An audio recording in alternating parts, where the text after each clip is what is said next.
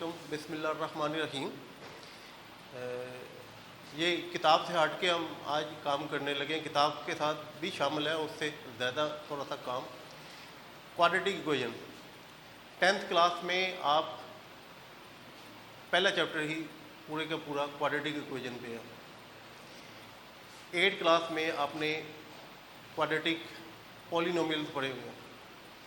9th class में आपने quadratic polynomial की फैक्टराइजेशन की हुई है, यानी ये आपके लिए नया नहीं है। और इसके मतलब कुछ बातें आपको बताऊंगा इंशाल्लाह।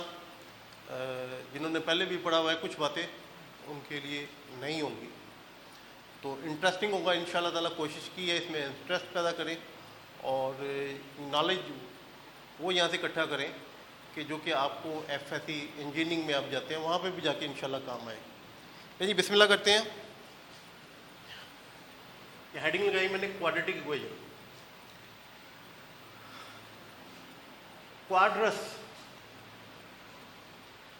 क्वाड्रेटस ये वर्ड है लतीनी वर्ड है और इसका मतलब है स्क्वायर।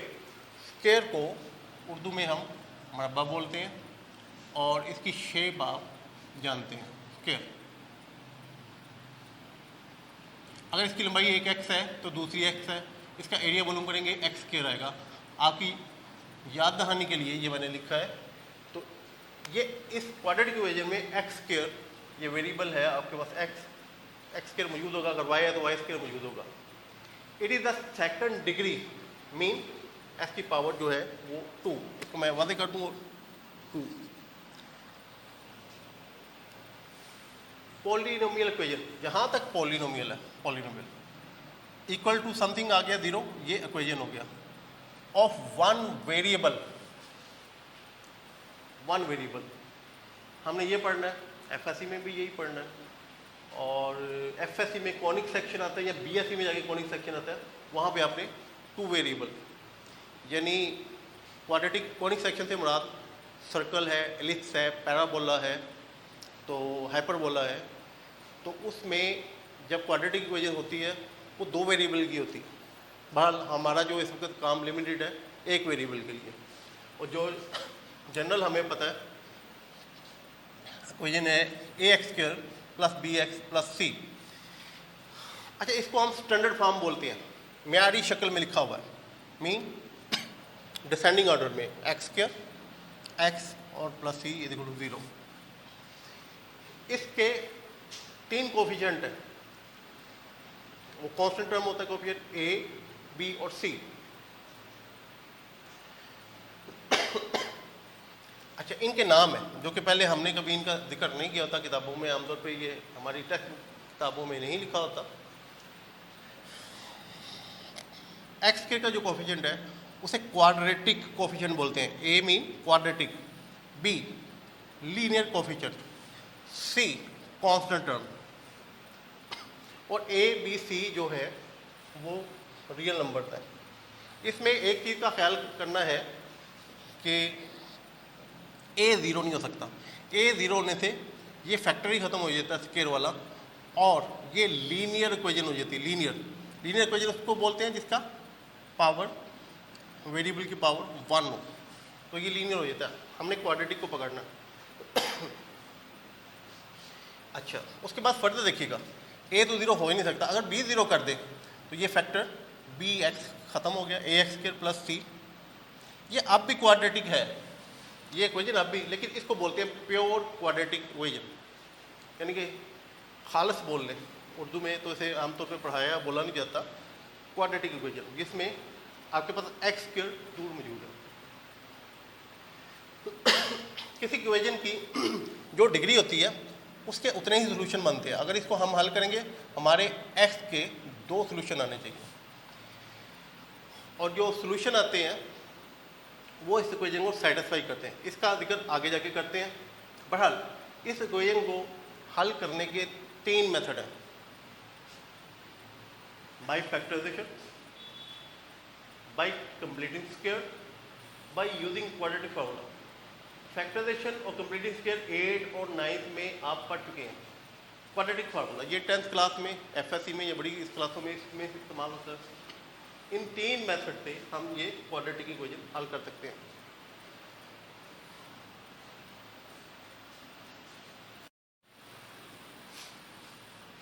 अच्छा, इसको सॉल्व करते हैं तो हमारे पास एस की 2 कीमतें निकलती हैं, बाद बात एक भी होती है, बहरहाल एक मतलब बाद में बात करते हैं। तो जो वैल्यूज निकलती हैं वो इस इक्वेशन को सेटिस्फाई करती हैं, यानी हम यहाँ पे एस की जो कीमतें इसके अंदर निकालते हैं, फिल करेंगे, तो इन तमाम का आंसर 0 के बराबर। अगर यहाँ 2 लिखा होता तो 2 या 3, सेटिस्फाई करने का मुराद है कि लेफ्ट हैंड साइड में अगर कीमतें पुट करें आप, एक्स की जो कीमतें आपने एक्स की निकाली हैं तो equal to right hand side है, तो ऐसा होता है।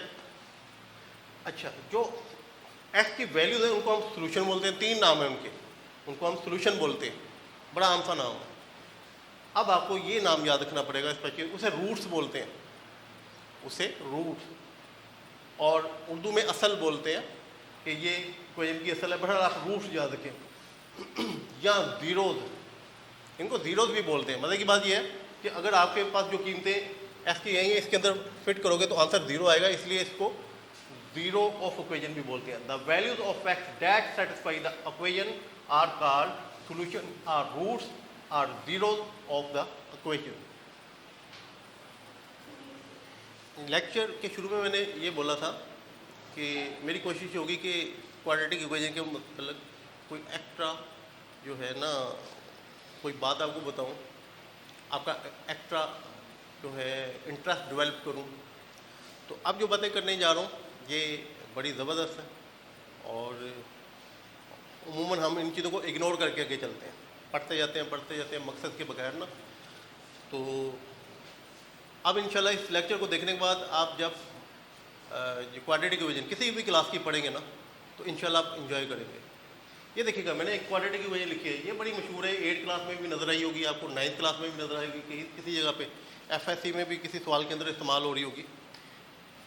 तो आपको पता है इसकी फैक्टराइजेशन करते हैं, इसको हल करने के लिए क्वाड्रेटिक इक्वेशन, इसका फैक्टर बनेगा -3 -2, कॉमन लेंगे, एंड में जो हमारे पास बचेगा ना वो x - 3 इंटू x - 2। और आपको पता है कि हम इसको बारी बारी 0 के बराबर रख लेते हैं, 0, और x = x - 2 = 0, और s की एक कीमत आ गई 3, s की दूसरी कीमत आ गई 2। अच्छा, ये बातें हम करते रहें दूसरी क्लासों में भी, यहाँ पे भी इसकी फैक्टराइजेशन करते रहेंगे। काबिले जिक्र बात या नोट करने वाली बात ये है, this is quadratic equation, it has 2 linear factors, 2 linear factor. अच्छा, आपको ये बताया गया था कि अगर यहाँ पे a 0 हो जाए तो ये लीनियर इक्वेशन हो जाती है। Linear mean straight line, linear mean straight line, उसका अगर आप ग्राफ बनाएं तो स्ट्रेट लाइन बनता है। तो ये देखें, आपके पास x = 3 आ गया, x = 2 आ गया, और ये गौर से देखें एक क्वाड्रेटिक इक्वेशन के अंदर कितने लीनियर फैक्टर होंगे, 2। तो मैं बता रहा हूँ कि ये इसकी एक लाइन बनती है। अब ये देखें, ये लाइन 9th क्लास में अब इसको पढ़ते भी हैं। x = 3, ये मैंने x एक्सिस माइनस का x एक्सिस y, ये मैंने कोऑर्डिनेट एक्सिस बनाए हुए हैं। इसमें x = 3, 1 2 3, यहाँ से एक स्ट्रेट लाइन गुजार दें, एरो लगाना ऊपर और नीचे जरूरी है। ये दिस इज कॉल्ड x = 3, ये स्ट्रेट लाइन है। उसके बाद x = 2, 1 2, ये एक और। आप गौर से देखें, ये हम पढ़ चुके, पढ़ा चुके, लेकिन इसका तज़किरा आमतौर पे हमारे ज़हन में नहीं होता। Quadratic equation, it has 2 linear factor, ठीक है, पता है हमें इसके बाद। और लीनियर में ये स्ट्रेट लाइन बनेगी, 2 स्ट्रेट लाइन बनेगी, ये दोनों लाइन। और मज़े की बात, ये दोनों कीमतें x की हैं, x और y नहीं है, क्योंकि ये एक वेरिएबल की इक्वेशन है, और दोनों लाइन पैरेलल होंगी, जहाँ मर्जी जितना मर्जी बढ़ा लो, एक दूसरे को इंटरसेप्ट नहीं करेंगे। यहाँ पे एक और इजाफा मैं कांट शांट के साथ यहाँ पे एक और इजाफा करने जा रहा हूँ कि इन केस ये सिंबल मैं प्लस की कर देता हूँ, प्लस की, तो मेरे पास फैक्टर बनेगा प्लस का 3 प्लस का 2, ये प्लस का, और ये प्लस, ये भी प्लस, ये कीमत माइनस में आएगी, ये माइनस में आएगी। अब मेरे पास जो इसकी कीमत -3 और -2 है, इसको मैं ग्रीन मार्कर से बताता हूँ। x इज इक्वल टू -2, -1 -2, ये x इज इक्वल टू -2 है। उसके बाद दूसरा जो आपका सोल्यूशन है, इसको आपको बताया था रूट्स भी बोलते हैं और इसको सोल्यूशन भी बोलते हैं, इसको ज़ीरो भी बोलते हैं, इस इक्वेशन का ज़ीरो। अच्छा जी, x इज इक्वल टू -3, ये देखिएगा, ये आपके पास दो और पैरेलल लाइन बन गई। ये याद रखिएगा, इसकी जितनी कीमतें दो निकाल लेंगे आप, दोनों पैरेलल लाइन होंगी। अगर फर्क करें y होता तो ये लाइनें यूं लग रही होती, अगर ये f की जगह y वेरिएबल लेता तो ये लाइनें ये यूं लग रही होंगी। इसके अलावा आपको मैं बता दूं कि -3 को, ये आपको ऐसे पता भी होगा, पहले भी कोई नई चीज़ नहीं है, -3 इसके अंदर पुट करूँगा इन दोनों में, तो मेरे पास प्लस माइनस के बाद 0 आएगा। दिस इज कॉल्ड सोल्यूशन इसलिए, या दिस इज कॉल्ड रूट्स इसलिए, या this is called zero of this equation, यानी इसके अंदर पुट करोगे जवाब आपको इधर भी 0 उधर भी 0। Same thing is with x is equal to -2। जी, अभी तक मैंने जो फसल बोई है वो फसल काटने का वक्त है इस वक्त, यानी जो कुछ हमने पढ़ा है उसको यूटिलाइज करने का वक्त है इस वक्त। 10th क्लास में से मैंने एक सवाल लिया, ये देखिएगा, x4 - 13x² + 36। पहला सवाल ये बनता है यहाँ पे, is it quadratic equation? Quadratic equation में ताकत 2 होती है, ये 4। अच्छा देखें, ये x⁴ है, इसे अगर मैं लिख देता हूँ x² और फिर स्क्वायर, यानी 4 पावर इस तरह भी लिख सकते हैं। x⁴ को हम बोलते हैं by quadratic equation, by mean 2, x² का स्क्वायर। अच्छा चलें, यहाँ तक बात हो गई, इसका नाम आपने सीख लिया, by quadratic. This is called by quadratic. इसकी पावर कितनी है? 4। It should have 4 answer. हम तो 2 आंसर निकालते फिरते थे, बहरहाल इसको भी हल किया जाता है। इसके आंसर मैंने लिखे हुए, x इज इक्वल टू 2, इसके 2 आंसर आते हैं, एक प्लस का x 2 और एक माइनस का 2। इसी तरीके से इसके भी 2 आंसर आते हैं, प्लस का और माइनस का, कुल 4 आंसर हैं इसके। अच्छा, अब इन चारों की मैं लाइन ड्रा कर देता हूँ। देखें, x इज इक्वल टू 2 है, x इज इक्वल टू 2, ये लाइन बन गई। This is x is equal to 2। Next x is equal to -2, इस तरफ आ जाए, x is equal to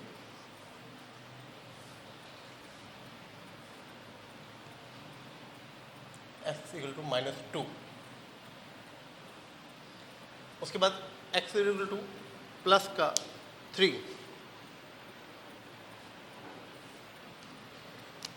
plus का 3 ये रहा,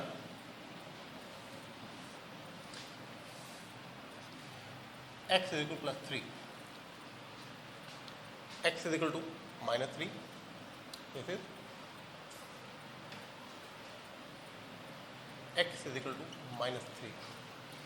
देखिए, ये बाई क्वाड्रेटिक इक्वेशन है, it has 4 solution, 4 roots, 4 zero, जो भी नाम दे दें, यानी इसकी 4 लाइन बनेंगी, 4 की 4 लाइनें पैरेलल होंगी।